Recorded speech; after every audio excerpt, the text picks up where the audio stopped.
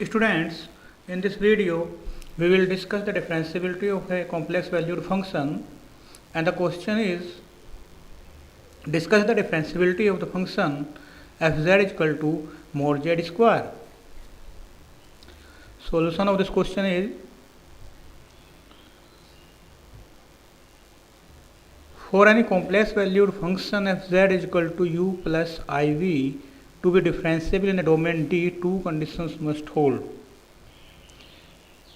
किसी single valued function F Z is equal to U plus I के लिए किसी डोमेन में डिफरेंशिएबल होने के लिए दो कंडीशन जरूरी है.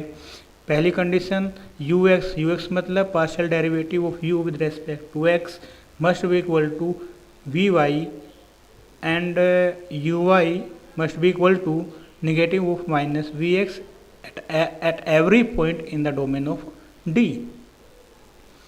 And the second condition is ux, uy, vx and vy, these must be continuous at every point in the domain D. अब यहाँ पर जो फंक्शन हमें गिवन है that is mode F Z square. तो इसकी डिफरेंशिएबिलिटी डिस्कस करने के लिए हम पूरे कॉम्प्लेक्स प्लेन में डिस्कस करेंगे डिफरेंशिएबिलिटी. तो कॉम्प्लेक्स प्लेन को हम यहाँ पर दो पार्ट में डिवाइड करेंगे, एक तो सिंगल पॉइंट ओरिजिन और दूसरा पूरा complex plane except at origin.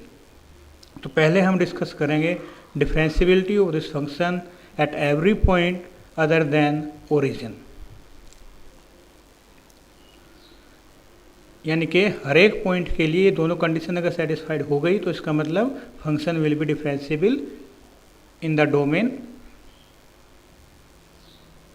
Otherwise not. तो इसके लिए हमें पहले फंक्शन के रियल एंड इमेजिनरी पार्ट अलग अलग करने होंगे.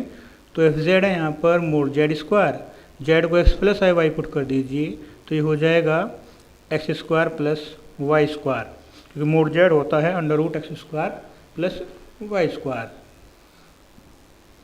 इसको हम ऐसे लिख सकते हैं x square plus y square plus zero into y. तो इसका रियल पार्ट हो जाएगा x square plus y square और इमेजिनरी पार्ट हो जाएगा ज़ीरो. तो रियल पार्ट को रिप्रेजेंट कर लीजिए यू से और इमेजिनरी पार्ट को वी से. तो u x will be equal to 2x and u y is equal to 2y and v x is equal to 0 and v y is equal to 0. तो यहाँ पर अगर हम देखें at every point other than origin u x is not equal to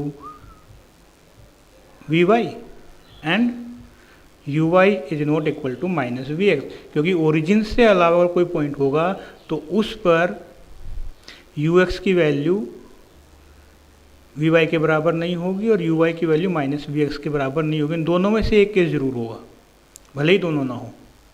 तो यानी कि जो पहली कंडीशन है वो सेटिस्फाइड नहीं हुई, तो इसका मतलब हुआ function is not differentiable at any point other than origin. यानी कि ओरिजिन से अलावा कोई भी पॉइंट हो उस पर फंक्शन डिफरेंशिएबल नहीं है. इसका मतलब क्या हुआ कि function is not differentiable in the neighbourhood of origin.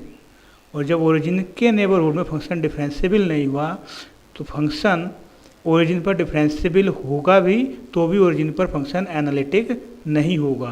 तो यानी कि function is not analytic at origin, क्योंकि किसी पॉइंट पर फंक्शन के एनालिटिक होने के लिए फंक्शन को उस पॉइंट के नेबरहुड में भी डिफरेंशिएबल होना चाहिए.